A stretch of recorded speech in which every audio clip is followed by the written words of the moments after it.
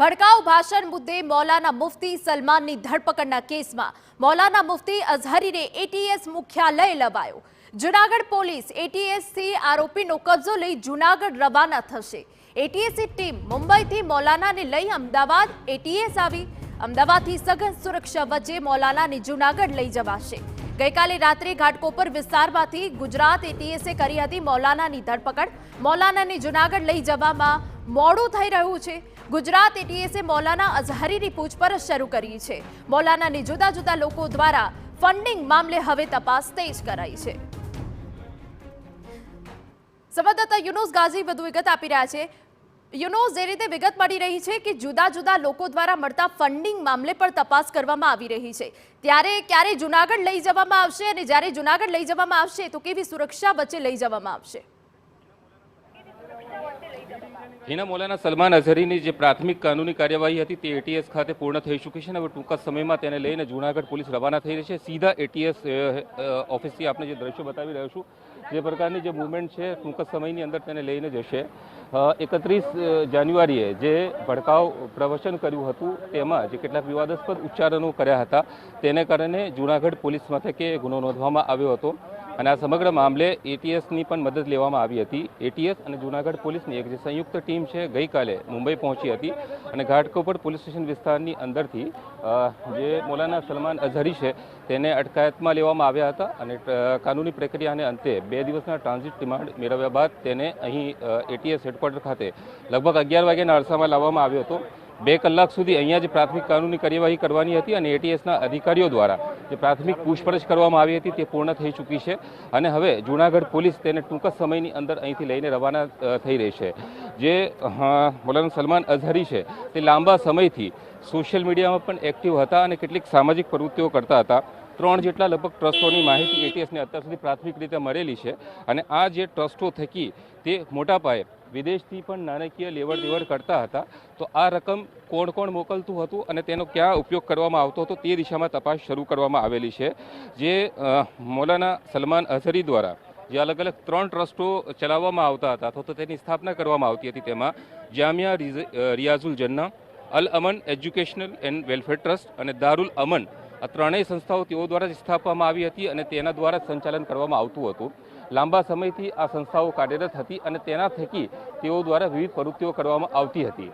જૂનાગઢ ખાતેનો જે કાર્યક્રમ યોજવામાં આવ્યો હતો તે ધાર્મિક અને નશામુક્તિનો કાર્યક્રમ કહેવામાં આવ્યો હતો, પરંતુ તેમાં જે પ્રકારના ઉચ્ચારણો કરવામાં આવ્યા હતા તેનાથી કોમી વૈમનસ્ય ફેલાઈ શકે તેવી શક્યતાઓ હતી અને તેને કારણે જ આ ગુનો દાખલ કરવામાં આવ્યો હતો। અત્યાર સુધી તેને આ પ્રકારના પ્રવચનો ક્યાં ક્યાં કરે છે, ભૂતકાળમાં કેટલાક સ્થળોએ આ પ્રકારની જ ફરિયાદ થઈ હોવાની વિગતો સામે આવી રહી છે। આ દિશામાં પણ તપાસ કરવામાં આવી રહી છે। હાલ તો જૂનાગઢ પોલીસ મથકે જે ગુનો દાખલ કરવામાં આવ્યો છે તે સંદર્ભે કાનૂની કાર્યવાહી કરવામાં આવશે, પરંતુ ત્યારબાદ તેના જે 3 ટ્રસ્ટો હતા તેમાં જે નાણાકીય લેવડ દેવડ થતી હતી, વિદેશથી કેટલી રકમ આવતી હતી અથવા તો અહીંયાથી જે દાતાઓ હતા તેના તરફથી કયા પ્રકારની રકમ મળતી હતી અને તેના થકી તે કયા કયા પ્રકારની પ્રવૃત્તિઓ કરવામાં આવતી હતી તે દિશામાં તપાસ કરવામાં આવશે। બકરી ઈદ હોય જ્યારે, એટલે કે ઈદુલ અદહા પછીની જે એક બકરી ઈદ છે, કુરબાનીનો જે દિવસ હોય છે તેના માટે પણ તે રકમ મેળવતા હતા અને તે રકમનો ક્યાં ઉપયોગ કરતા હતા તે અંગે પણ તપાસ કરવામાં આવી રહી છે। કારણ કે મોટા પાયે ઝકાત, સદકા અને ફિતરાની રકમ મેળવવામાં આવતી હતી, એટલે કે ઝકાતની જે રકમ છે વિદેશથી મોટા પ્રમાણમાં આવતી હતી, પરંતુ તેનો સામાજિક કાર્યો માટે અને કલ્યાણકારી પ્રવૃત્તિઓ માટે ઉપયોગ કરવામાં આવતો હતો કે અન્ય કોઈ શંકાસ્પદ પ્રવૃત્તિઓમાં તેનો ઉપયોગ કરવામાં આવતો હતો તે દિશામાં તપાસ કરવામાં આવી રહી છે। બીજી એક જે સૂત્રો તરફથી વિગતો મળી રહી છે તે મુજબ જે 3 ટ્રસ્ટો છે તેમાં જે વિદેશથી તો તેને ફંડ મળતું જ હતું, પરંતુ ગુજરાતમાંથી તેને કયા કયા દાતાઓ તરફથી કયા પ્રકારની મદદ મળતી હતી અને તે અંગે શું કાર્યવાહી કરવામાં આવતી હતી તે અંગે પણ તપાસ કરવામાં આવી રહી છે।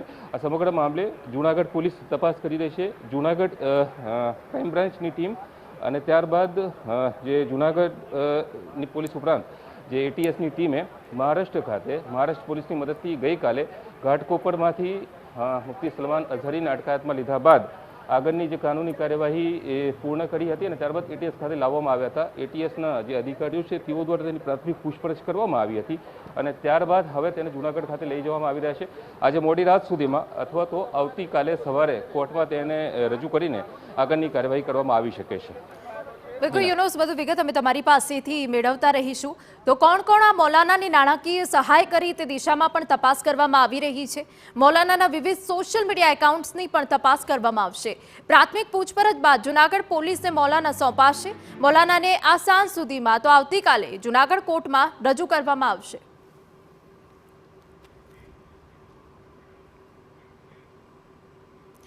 મૌલાનાને ફાંસી આપો, નહીં તો પાકિસ્તાન મોકલી દો. ભડકાઉ ભાષણ બાદ હિન્દુ ધર્મગુરુઓમાં રોષ ફેલાયો છે. ત્યારે ડાકોરના વિજયદાસજીએ મૌલાનાના નિવેદનને આક્રશ શબ્દોમાં વખોડી કાઢ્યું છે. તેઓ માંગ કરી રહ્યા છે કે તેમના વિરુદ્ધ કડકમાં કડક કાર્યવાહી થાય.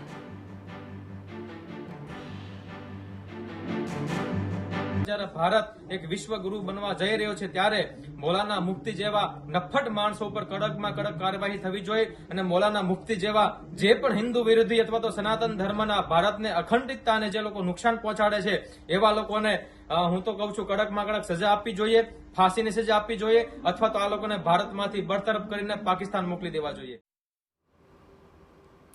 અમારી શાંતિને ભંગ કરી તો પછી અમારે ક્રાંતિનો માર્ગ અપનાવવો પડશે. મૌલાનાના ભડકાઉ ભાષણ પર આ તીખી પ્રતિક્રિયા આપી છે ગિરનાર દત્તાત્રેય શિખરના મહંત મહેશગીરી બાપુએ.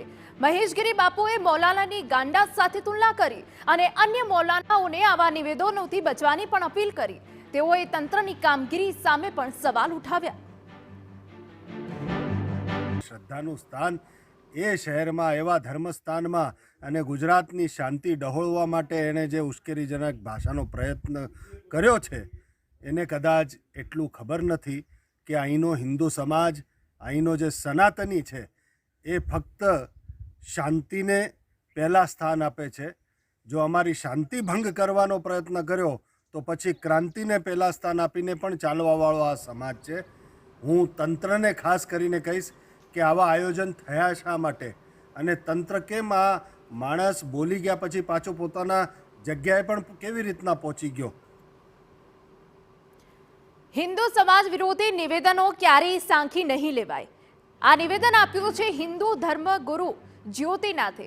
તેઓએ માંગ કરી છે કે મૌલાના વિરુદ્ધ કડકમાં કડક કાર્યવાહી કરવામાં આવે. જૂનાગઢ ખાતે સલમાન મુફ્તી દ્વારા જે બફાટ કરવામાં આવ્યો છે તે ક્યાંય સાંખી લેવાય તેમ નથી. શાંતિપ્રિય ગુજરાતની જનતામાં જે વાતાવરણ ડહોળવાની કોશિશ કરી છે તે સાંખી લેવાય તેમ નથી.